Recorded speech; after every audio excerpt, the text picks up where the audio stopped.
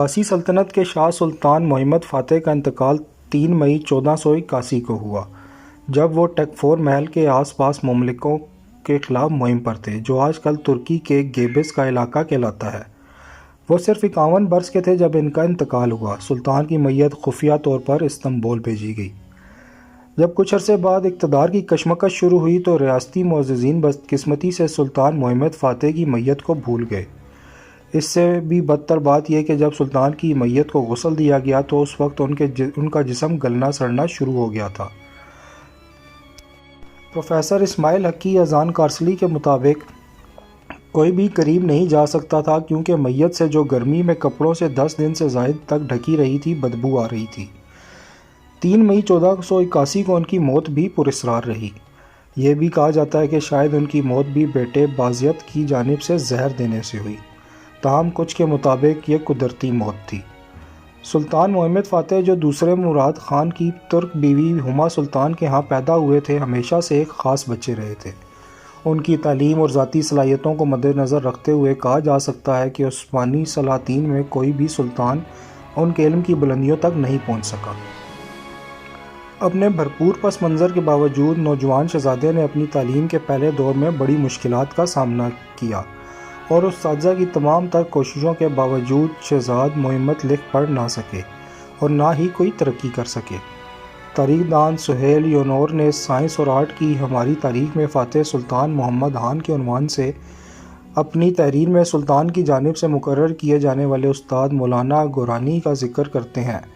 مولانا گورانی، جو سنجیدہ ہیں اور نہ پڑھنے والوں کے لیے نرم دل نہیں، نوجوان شہزادے کے لیے اپنے پہلے سبق میں چھڑی کے ساتھ داخل ہوئے اور کہا، اگر آپ نے پڑھنے میں یکسانیت نہیں دکھائی تو میں آپ کے والد سلطان کے حکم سے اس سے چھڑی کو استعمال کرنے کا پابند ہوں گا۔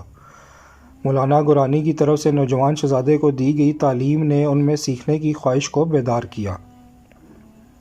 سلطان کی برداشت کا انتظام اور قائدانہ خصوصیات۔ سلطان محمد فاتح نے استنبول کو فتح کرنے کے بعد ایک رواداری کی انتظامیہ قائم کی، جس کی مثال تاریخ میں بہت کم ملتی ہے۔ مصر، کردستان، ایران اور یورپ کے بہت سے علماء فاتح کی درخواست اور دعوت پر استنبول روانہ ہوئے تھے۔ اس زمانے میں نہ صرف مسلمان فنکاروں اور علماء بلکہ غیر ملکی فنکاروں اور سائنسدانوں کی بھی بہت عزت کی جاتی تھی۔ مثال کے طور پر استنبول کی فتح کے بعد بازنطینی مصور سیوانی کریسلورا کی ساس اور بیٹی غلاموں کی منڈی میں فروخت کے لیے پہنچ گئی۔ آخری حربے کے طور پر سیوانی نے فاتح سلطان محمد کو ایک خط کے ذریعے صورتحال کی اطلاع دی۔ جیسے ہی سلطان کو اس کا علم ہوا، انہوں نے سیوانی کی ساس اور بیٹی کو بچا کر ان کے حوالے کر دیا۔ انہوں نے سیوانی کو یہ بھی بتایا کہ اگر وہ چاہیں تو استنبول میں آزادی سے اپنی سرگرمیاں جاری رکھ سکتے ہیں۔ سائنسی معاملات میں محمد کی دلچسپی ان کی ذاتی لائبریری میں بھی جھلکتی تھی۔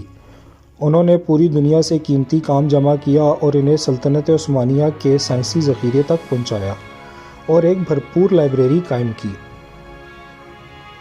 انجیو لولو نے اپنے مشہور عثمانی تاریخ کے مطالعے میں اس بھرپور لائبریری کو اس طرح بیان کیا، انہوں نے یہاں ہزاروں کتابیں جمع کی اور تفسیر کی کتابیں ہر دوسری مساجد میں تقسیم کی جو انہوں نے قائم کی تھی۔ ان میں سے زیادہ تر کتب ان کے مصنفین کی ہینڈ رائٹنگ میں لکھی گئی تھیں اور وہ ان مساجد میں سے ہر ایک کے عہدیداروں اور اساتذہ کے لیے اہم معلومات تھیں۔ تاریخ کے مطابق سلطان محمد فاتح کے اپنے بیٹے بیازینت نے اپنے والد کی وفات کے بعد اس لائبریری میں موجود بہت سا قیمتی کام تقسیم کر دیا اور مولانا لطفی کو، جنہیں فاتح نے لائبریری کی ذمہ داری سونپی تھی، بدعتی قرار دے کر قتل کر دیا گیا۔ میت کے ساتھ کیا ہوا؟ ترک تاریخ کو چھوڑیں، دنیا کی تاریخ میں ایک منفرد حکمران پر آنے والی مصیبت اقتدار کے لیے جدوجہد تھی۔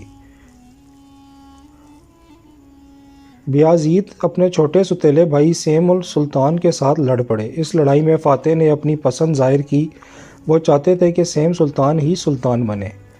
سیم کی بدقسمتی تھی کہ اس ایلچی کو جو خط لے کر گیا تھا جس میں بتایا گیا تھا کہ سلطان کی وفات ہو گئی، راستے میں ہی بیازیت کے آدمیوں نے پکڑ کر مار ڈالا۔ اگرچہ سیم نے برسا میں اپنی سلطنت کا اعلان کر دیا گیا تھا، لیکن شکست کی وجہ سے یہ سلطنت ٹوٹ گئی۔ اپنے بڑے بھائی بیازیت کے ہاتھوں شکست کھانے کے بعد سیم نے اپنی باقی ماندہ زندگی جلا وطنی اور سفر کرتے ہوئے ایک قیدی کے طور پر گزاری۔ وہ اپنے بیٹے اذہان اور بیوی کو مصر میں چھوڑ کر اڈانا آئے، لیکن جب انہیں بغاوت کرنے کے لیے کافی قوتیں نہ ملی تو انہوں نے بلقان جانے کا فیصلہ کیا۔ اس سفر کے دوران وہ نائٹ پیئر ڈی ہاؤسن کے ہتھے چڑھ گئے اور قیدی بنا لیے گئے۔ تمام اچھے سلوک کے باوجود سیم سلطان ایک قیدی تھے۔ انہوں نے اپنے بڑے بھائی بیازیت کو لکھے گئے خطوط میں اپنے تجربات کی عکاسی کی۔